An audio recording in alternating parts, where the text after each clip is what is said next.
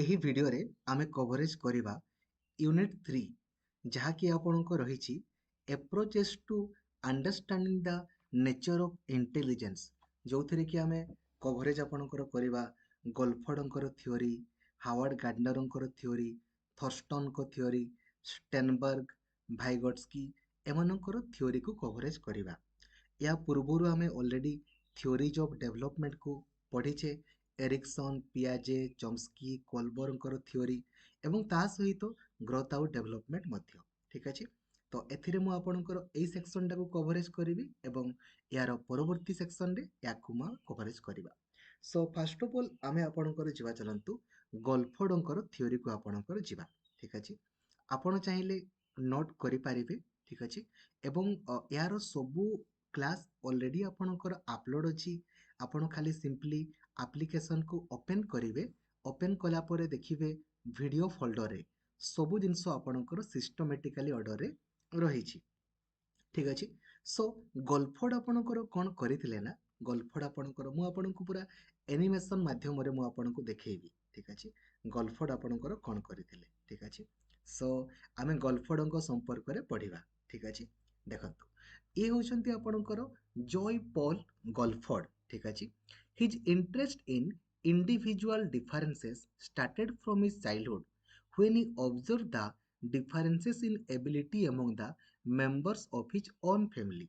से छोट बेलू देखिले जे तांको परिवार रे जो सदस्य माने अछंती ना समस्तंकर एबिलिटी अलगा अलगा, तेणु करी भाबिले जे जदि समस्तंकर एबिलिटी अलगा अलगा रहिछि तामाने सबु मनीष मध्यरे मध्य गुण गुडा अलगा अलगा थिबो, राइट, बा बुद्धि भी आपणकर अलगा अलगा थाई पारे।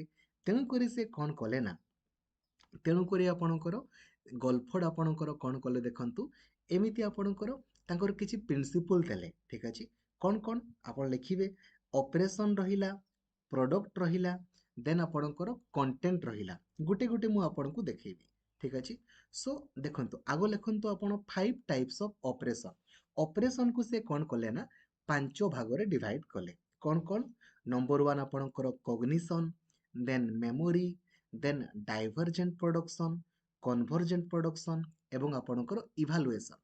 एबे परीक्षा रे से कोन पचारे ना, परीक्षा रे पचारिबो according to Guilford which among the following is not a operation बोली पचारिबो। माने एई भितरु तीनटा देइथिबो आ गुटे अलगा देइथिबो, तो आपण जानिथिले करि पारिबे।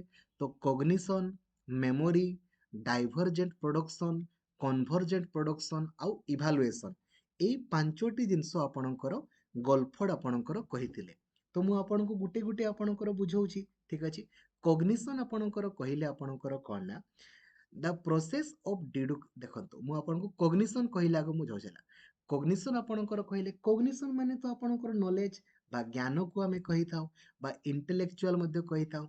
The ability to understand, comprehend, discover and becomes aware, माने आपणकर ज्ञान को कहा जाय आपणकर कॉग्निशन बोली आपणकर कहा जाय।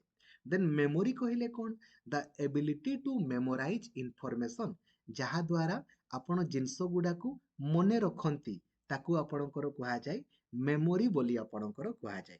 ठीक अछि, सेमिति आपणकर डाइवर्जेंट प्रोडक्शन कहिले कोन, जदि आपण गुटे प्रॉब्लम को ना मल्टीपल वे रे आपण सॉल्व करूछंती, प्रॉब्लम आपणकर एई गुटे, याकू जदि आपण मल्टीपल वे रे सॉल्व करूछंती ना ताकू आपणकर कहा जाय डाइवर्जेंट प्रोडक्शन बोली कहा जाय।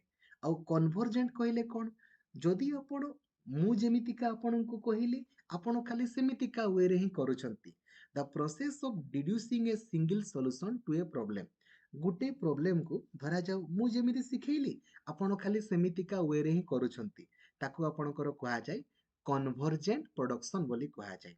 आउ इभालुएशन आपणकर कहिले कोन, इभालुएशन, तो इभालुएशन तो आपण जानिछंती सबुठु एंड रे करंती, काहे कि जानिबा पई जे आपण जो पढेइले ताकू पिला माने बुझी पारले ना बुझी पारले नाही। The process of judging whether an answer is accurate, consistent और वैलिड, आपण जज करंती जे ठीक हेछि कि भूल हेछि ताकू आपणकर कहा जाय। तो 5 टाइप्स ऑफ ऑपरेशन बुझी गले आपण, cognition, memory, divergent production, convergent production आ आपणकर इभालुएशन। ठीक अछि। एबे नेक्स्ट आपणकर जिवा कंटेंट। एबे से कंटेंट को आपणकर कोन कले पुनी पांच भागरे डिवाइड कले कोन कोन विजुअल, ऑडिटरी, सिंबॉलिक, सिमांटिक एवं बिहेवियरल। ठीक अछि। कंटेंट को से पांच भागरे कले विजुअल, ऑडिटरी, सिंबॉलिक, सिमांटिक एवं बिहेवियरल।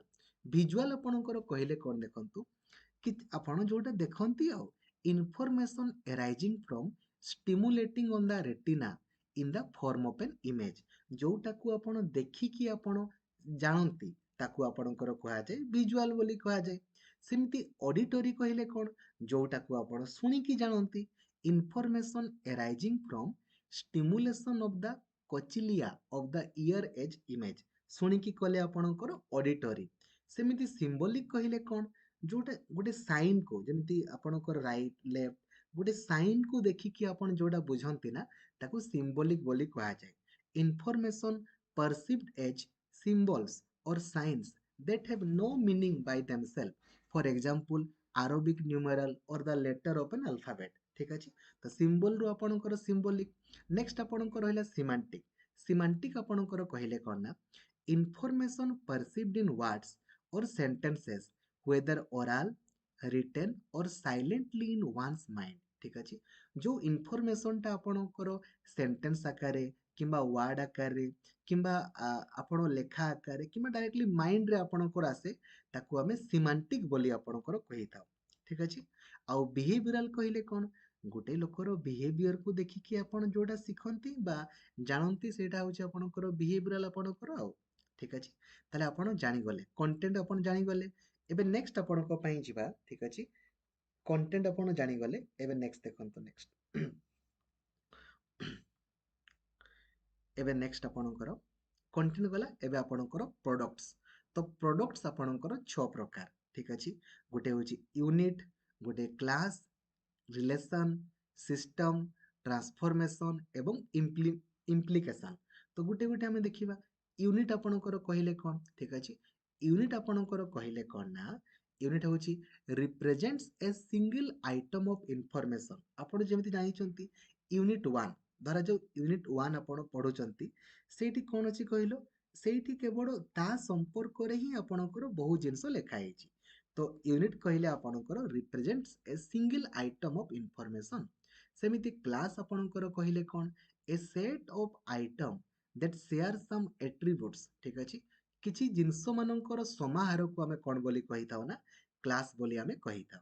सेमिति रिलेशन कहले कोन रिलेशन माने तो संपर्क रिप्रेजेंट्स ए कनेक्शन बिटवीन आइटम्स और variables may be linked as opposites or in association sequencer or आपण खाली मन रखंतु जोटा आपणकर किछि संपर्क थिबो। ठीक अछि। एबे नेक्स्ट आपणकर सिस्टम कहले कोन एन ऑर्गेनाइजेशन ऑफ आइटम्स और नेटवर्क विथ इंटरएक्टिंग पार्ट्स। ठीक अछि।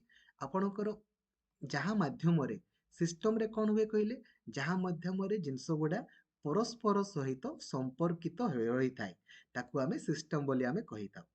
एबे नेक्स्ट आपणकर ट्रांसफॉर्मेशन कहले कोन ट्रांसफॉर्मेशन माने चेंजेस आपण कहि पारंती चेंजेस पर्सपेक्टिव्स कन्वर्सन और mutations to knowledge such as reversing the order of letter in a word जहाँ माध्यम रे हमें कोन करि थाउ ना गुटे रु आउ गुटे हमें करि थाउ। एवं नेक्स्ट आपणकर इम्प्लिकेशन। इम्प्लिकेशन माने कोन ना प्रेडिक्शन इंटरफेरेंस मु आपण कहूछ खाली टिके रह जांतु।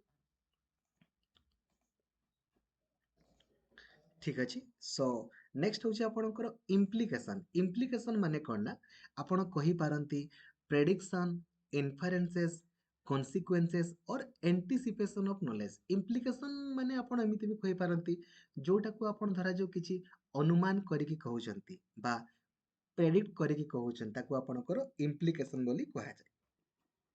तो नॉर्मली जो प्रोडक्ट रु आपणकर से क्वेश्चन आपणको पचारेनी जो प्रश्न आपको से पचारे ना से नॉर्मली ऑपरेशन रो ही आपणकर पचारि थाए।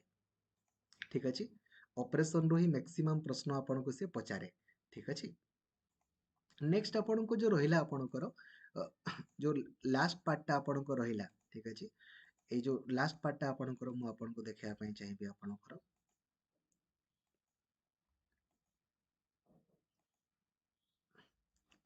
इमेज ऑफ द स्ट्रक्चर एटा पूरा पूरी मेन जिनसटा जो सब जिनस गुड़ा ऑलरेडी लिहाई जोटा मुझे आपको डिस्कसन कली से जिनसटा आपंकर एठी मध्य मेंशन हेछि ठीक अछि आपन को मु आउ थरे आपनकर देखिया पई चाहिबी आपनकर गोटे सेकंड देखंतु जोटा वर्तमान मु आपनको सहित डिस्कसन कली सेटा ही कंटेंट प्रोडक्ट आ ऑपरेशन ठीक अछि सब जिनस गुड़ा आपन कहली तो एहा थिला आपनकर गल्फडंकर थ्योरी ठीक अछि गल्फडंकर थ्योरी आपनकर गला नेक्स्ट आपनकर रहला हावार्ड गार्डनरंकर थ्योरी ठीक अछि तो हावार्ड गार्डनरंकर थ्योरी संपर्क रे पढिबा ठीक अछि तो ये होचंती आपनकर हावार्ड गार्डनर ठीक अछि हला जो जगह रे भी आपनकर मल्टीपल इंटेलिजेंस वर्ड टा आपनकर थिबो ना आपण कोन करिवे हावार्ड गार्डनर करिवे से कोन कहितले ना जे बुद्धि आपनकर ना बहुत प्रकार माने समस्तଙ୍କ पाखरे ज्ञान अछि बा नॉलेज अछि तो समस्तଙ୍କର ज्ञान ना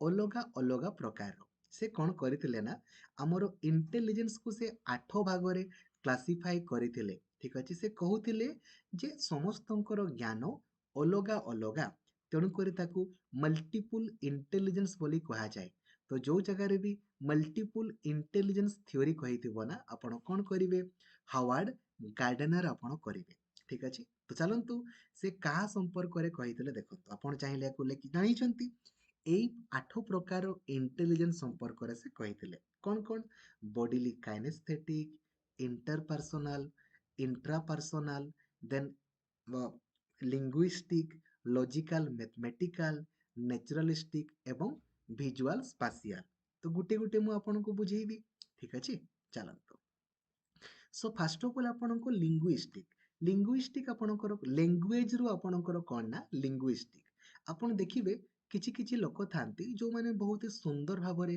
कथा कहंती तो जो माने बहुत ही भलो भाबरे कथा कहंती ना तांको सेई फील्ड रे आगु को नेबा कथा तेणु करी कि जो माने बहुत ही भलो भाबरे कम्युनिकेशन करंती लैंग्वेज भलो कहंती ताकू ही कोन बोली कहा जाय ना लिंग्विस्टिक इंटेलिजेंस बोली कहा जाय तो लैंग्वेज रु आपणकर कोन हे जिवो ना लिंग्विस्टिक आपणकर हे जिवो ठीक अछि बुझी गले नेक्स्ट आपणकर परवर्ती आपणकर कोन कि लॉजिकल मैथमेटिकल मन रखिबे जो जगह रे भी आपणकर रीजनिंग कहिथिबो रीजनिंग हे गला किंबा आपणकर लॉजिकल कथा कहिथिबो किंबा लॉजिकल कहिछि माने मैथमेटिकल रीजनिंग कहिछि माने भी मैथमेटिकल किछि किछि लोक देखिबे जो माने कि बहुत इजीली मैथमेटिक्स करि पारंती ठीक अछि जो माने बहुत ही मैथमेटिक्स भलो से करि पारंती तांको मैथमेटिक्स क्षेत्र नेबा कथा इंजीनियर अकाउंटेंट साइंटिस्ट करिवा कथा राइट तेणु करी ताकू ही कहा जाए लॉजिकल मैथमेटिकल बोली आपणकर कहा जाए ठीक अछि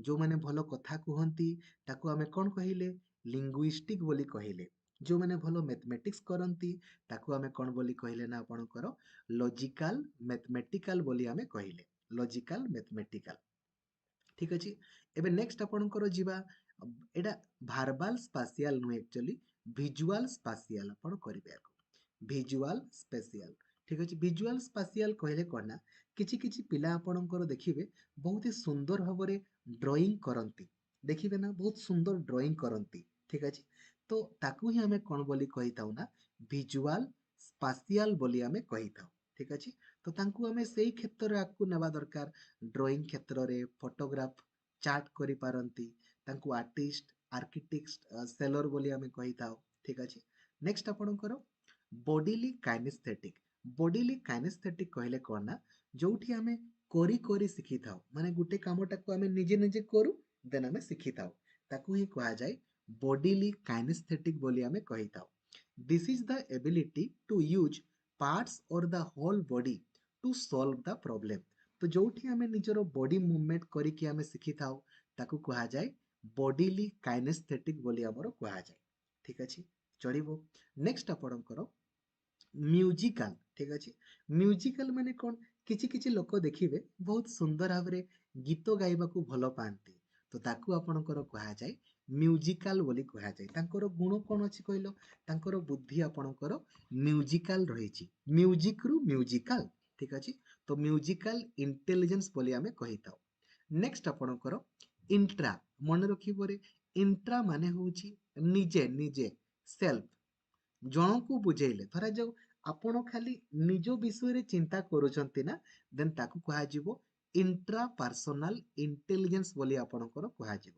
जोठी खाली आपण निज संपर्क रे ही चिंता करंती बा निज निज मध्य रे संपर्क ही ताको कहा जाय इंट्रा इंट्रा माने सेल्फ बा इंडिविजुअल सेमती तार उल्टा हे जिवो कोन ना इंटर इंटर माने कोन ना परस्पर मध्य रे धरा जाऊ दुई जण आपण अछंती आपणଙ୍କ ମଧ୍ୟରେ ଯୋଉ ସମ୍ପର୍କ ନା ତାକୁ ଆମେ କହିଥାଉ ଇଣ୍ଟରପର୍ସନାଲ परस्पर मध्य संपर्क को आमे कौन बोली कहू ना इंटर पर्सनाल बोली आमे कही थाउ इंट्रा माने निज मध्य रे इंटर माने परस्पर मध्य रे ठीक अछि जानिगले एवं लास्ट होची आपणकर नेचुरालिस्टिक नेचुरालिस्टिक माने कौन ना किछि किछि लोक अछंती देखिबे जो माने प्रकृति को बहुत ही भलो पांती तो तांकर ए गुण को बा तांकर ए ज्ञान को कौन बोली कहा जाए ना नेचुरालिस्टिक बोली कहा जाए This is talking about how we understand nature and interact with our environment.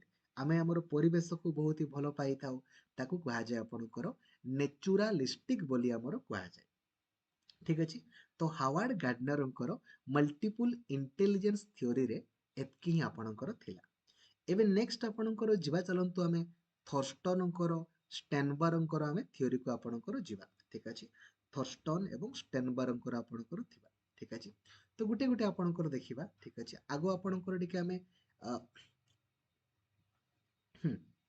आगो आपनकर आमे देखिबा आपनकर ठीक अछि सिंगल फैक्टर थ्योरी ठीक अछि आपण जानि छंती सिंगल फैक्टर थ्योरी रो जनक आपनकर किए कहिले बिनेट सिंगल फैक्टर थ्योरी रो जनक होचंती आपनकर बिनेट तो से कोन कहउतिले ना जे समस्तंकर नॉलेज एका परी ठीक अछि बिनेट कोन कहउतिले जे समस्तंकर नॉलेज ना एका परी तेनु करी ताकू सिंगल फैक्टर थ्योरी बोली हमरो कहा जाय एबे नेक्स्ट आपनकर स्पेयरमैन स्पेयरमैन कहार जनक ना टू फैक्टर थ्योरी जनक ठीक अछि तो परीक्षा रे पचारिबो टू फैक्टर थ्योरी रो जनक किए जेन आपण करिवे स्पेयरमैन आपण करिवे से कोन कहउतिले ना नॉलेज आपणकर दुई प्रकार बा फैक्टर आपणकर दुई प्रकार गोटे होची आपणकर जनरल फैक्टर आ गोटे होची आपणकर स्पेसिफिक फैक्टर ठीक अछि जनरल माने कोन ना माने किछि किछि नॉलेज बा किछि किछि ज्ञान अछि जोटा कि समस्त को पाखरे प्रायत कॉमन आपणको पाखरे भी अछि मो पाखरे भी अछि एवं समस्त को पाखरे अछि तो जोटा समस्त को पाखरे कॉमन ना ताकू हमर कहा जाय जनरल बोली फैक्टर बोली कहा जाय आउ जोटा खाली केवल आपणको पाखरे अछि ताकू हमें कोन बोली कहि थाउ ना स्पेसिफिक बोली हमें कहि थाउ जोटा खाली आपणको पाखरे अछि सेटा होची आपणकर स्पेसिफिक बुझी गले जनरल कहिले कोन जोटा आपणकर समस्तको पाखरे अछि आउ स्पेसिफिक कहिले कोन जोटा खाली आपणको पाखरे अछि सेटा होची आपणकर स्पेसिफिक ठीक अछि बुझी गले नेक्स्ट होची आपणकर थॉर्नडाइक परीक्षा रे पचारे आमे जानिछे थॉर्नडाइक कर आमे तीनटा जिंस जानिछे से देखंतु से कोन कहितले ना लॉज ऑफ लर्निंग परीक्षा रे पचारिबो laws of learning was given by whom तो लॉज ऑफ लर्निंग हमरो के देइतले ना हमरो थॉर्नडाइक हमरो देइतले के देइतले थॉर्नडाइक से कोन कहउतले ना से तीनटा जिंस कहितले गोटे होची आपणकर law of readiness law of readiness law of practice आउ लॉ ऑफ प्रैक्टिस को हमर आउ कोन बोली कहा जाय ना लॉ ऑफ एक्सरसाइज बोली मध्य कहा जाय आउ नेक्स्ट होची आपणकर लॉ ऑफ इफेक्टिवनेस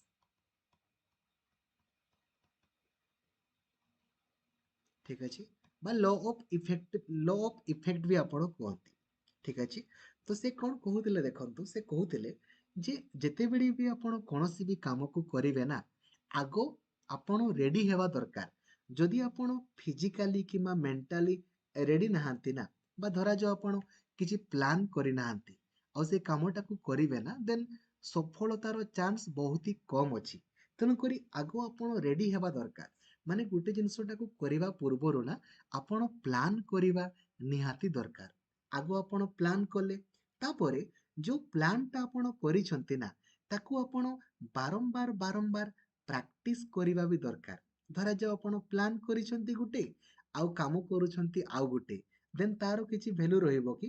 କିଛି ଭ୍ୟାଲୁ ରହିବ ନାହିଁ। ତେଣୁକରି ଆପଣ ବାରମ୍ବାର ବାରମ୍ବାର ପ୍ରାକ୍ଟିସ୍ କରିବା ଦରକାର। ଏବେ ଏଇ ଯୋଉ ଲ ଅଫ୍ ପ୍ରାକ୍ଟିସ୍ ଆଣ୍ଡରେ ନା ବା ଲ ଅଫ୍ ଏକ୍ସରସାଇଜ ଆଣ୍ଡରେ ଦୁଇଟା ଅଛି। ଗୋଟେ ହେଉଛି ଲ ଅଫ୍ ୟୁଜ୍ ଆଉ ଲ ଅଫ୍ ଡିସୟୁଜ୍। ପରୀକ୍ଷାରେ ପଚାରେ law of use and law of disuse are coming under dash, then ଆପଣ କରିବେ ଲ ଅଫ୍ ପ୍ରାକ୍ଟିସ୍ ଅଣ୍ଡରରେ ଅଛି। ତ ଯଦି ଆପଣ ଗୋଟେ ପ୍ଲାନ୍ କରିଛନ୍ତି ଆଉ ସେଇଟାକୁ କରୁଛନ୍ତି, ଦେନ୍ ତାକୁ କୁହାଯିବ ଲ ଅଫ୍ ୟୁଜ୍। ବଟ୍ ଯଦି ପ୍ଲାନ୍ କରିଛନ୍ତି ଗୋଟେ ଆଉ କାମ କରୁଛନ୍ତି ଆପଣ ଆଉ ଗୋଟେ, ଦେନ୍ ସେଇଟା କ'ଣ ହେଇଯିବ ନା ଲ ଅଫ୍ ଡିସୟୁଜ୍ ଆପଣଙ୍କର ହେଇଯିବ। ବୁଝିଗଲେ? ଲାଷ୍ଟରେ ହେଉଛି law of effect. Law of effect ମାନେ ଫଳାଫଳ। ଲାଷ୍ଟରେ ତ ଅବଭିୟସଲି ଦେଖନ୍ତୁ, ଆପଣ ଯଦି ପ୍ଲାନ୍ କରିଛନ୍ତି, ପ୍ଲାନିଂ ଅନୁସାରେ ପ୍ରାକ୍ଟିସ୍ କରୁଛନ୍ତି, ଦେନ୍ ଆପଣ ହୁଏତ ବିଫଳତା ପାଇବେ। କିନ୍ତୁ ଯଦି ବାରମ୍ବାର ବାରମ୍ବାର ବାରମ୍ବାର ବାରମ୍ବାର ଆପଣ ବିଫଳତା ପାଇବେ ନା, ଦେନ୍ ସଫଳତାର ଚାନ୍ସ ନା ବଢ଼ି ବଢ଼ିଯିବ। ତେଣୁକରି ମୁଁ ସବୁବେଳେ କୁହେ ଯେ ଜୀବନରେ ନା ପ୍ରତ୍ୟେକଟି କ୍ଷେତ୍ରରେ ଏଇ ଥର୍ନଡାଇକର ନିୟମକୁ ଆପଣ ଆପ୍ଲାଏ କରିବେ। ଆଗ ଆପଣ ପ୍ଲାନ୍ କରିବେ, ପ୍ଲାନ୍ଟାକୁ ଆପଣ ବାରମ୍ବାର ବାରମ୍ବାର ପ୍ରାକ୍ଟିସ୍ କରିବେ, ଦେଖିବେ ବିଫଳତା ତ ଆପଣ ପାଇବେ, କିନ୍ତୁ ବାରମ୍ବାର ବାରମ୍ବାର କରିବା ଦ୍ୱାରା କ'ଣ ହବ ନା ବିଫଳତାର ପରିମାଣ ଆପଣଙ୍କର କମି କମି ଯିବ ଏବଂ ସଫଳତାର ପରିମାଣ ଆପଣଙ୍କର ବଢ଼ି ବଢ଼ି ଯିବ। ତାକୁ ହିଁ ଆପଣଙ୍କର କୁହାଯାଏ ଲ ଅଫ୍ ଇଫେକ୍ଟିଭନେସ୍ ବୋଲି କୁହାଯାଏ। ଠିକ୍ ଅଛି? ତ ଏଇଟା ଆପଣଙ୍କର ଥର୍ନଡାଇକର ନିୟମ। ବୁଝିଗଲେ?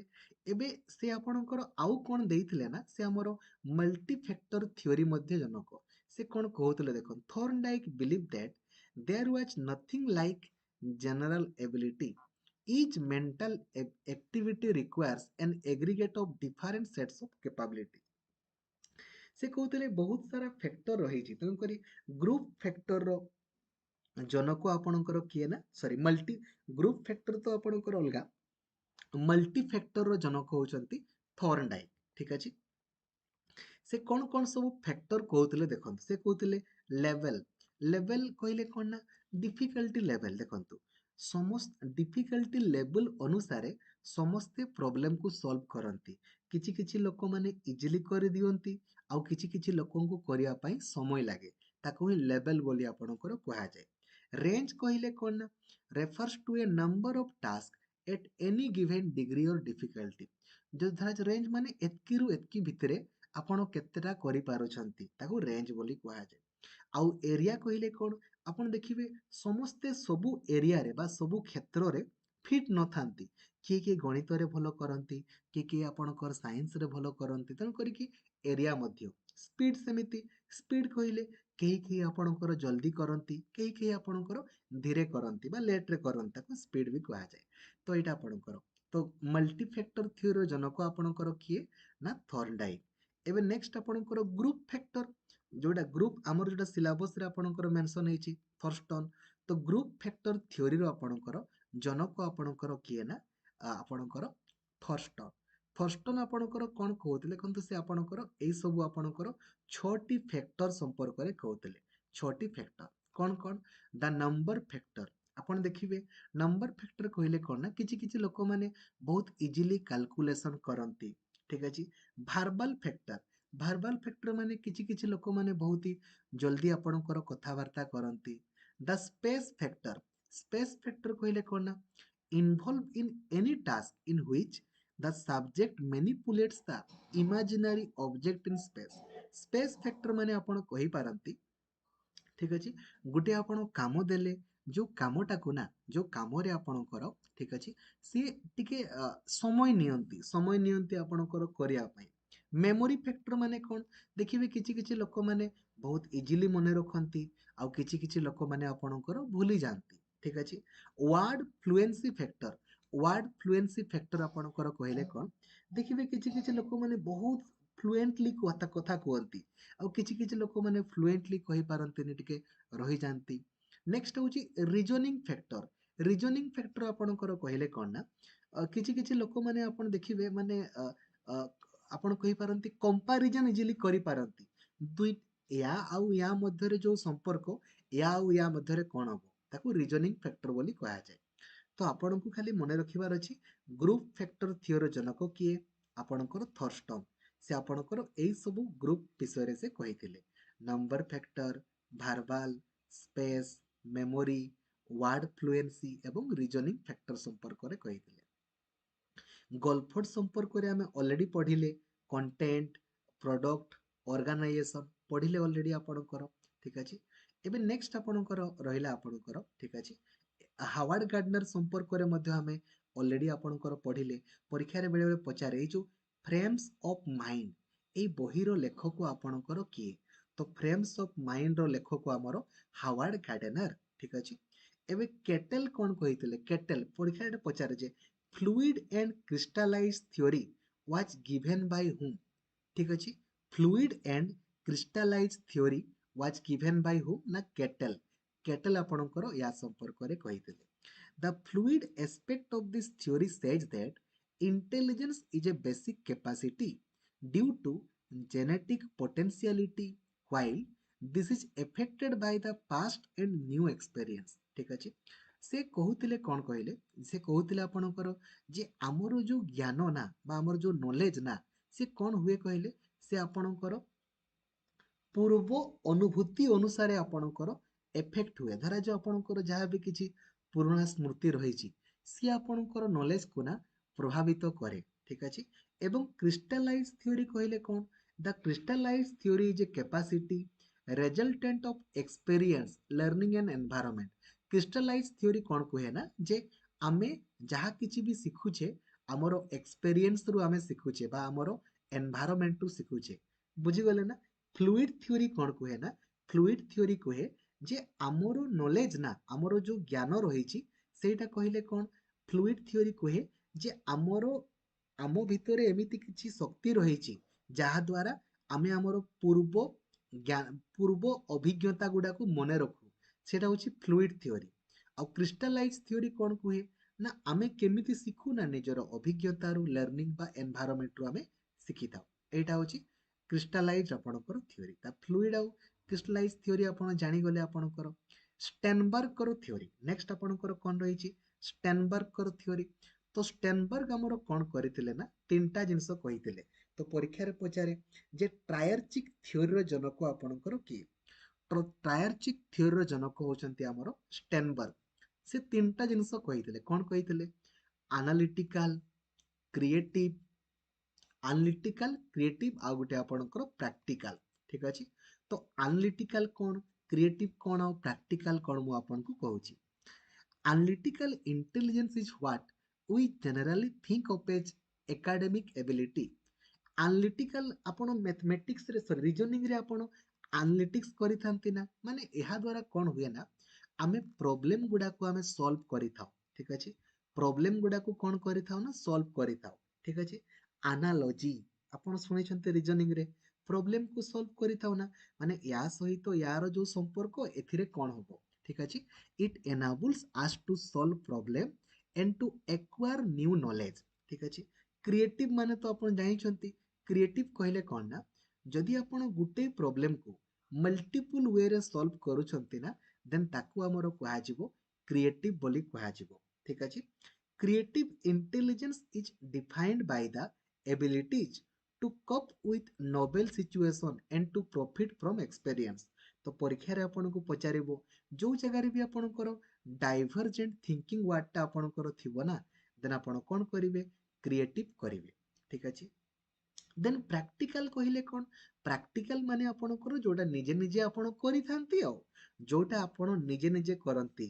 Practical intelligence enable people to adapt the demands of their environment. ଯୋଉଠି ଆପଣ ନିଜେ ନିଜେ କରନ୍ତି ସେଇଟା ହଉଛି ଆପଣଙ୍କର ପ୍ରାକ୍ଟିକାଲ। ବୁଝିଗଲେ? ତାହେଲେ ଆପଣ ଜାଣିଗଲେ ଆନାଲିଟିକାଲ ମାନେ କଣ? ଯୋଉଠି ଆପଣ ପ୍ରୋବ୍ଲେମକୁ ସଲ୍ଭ କରନ୍ତି ନିଜର ନଲେଜ ମାଧ୍ୟମରେ। କ୍ରିଏଟିଭ କହିଲେ କଣ? ଗୋଟେ ପ୍ରୋବ୍ଲେମକୁ ଆପଣ ମଲ୍ଟିପୁଲ ୱେରେ କରନ୍ତି।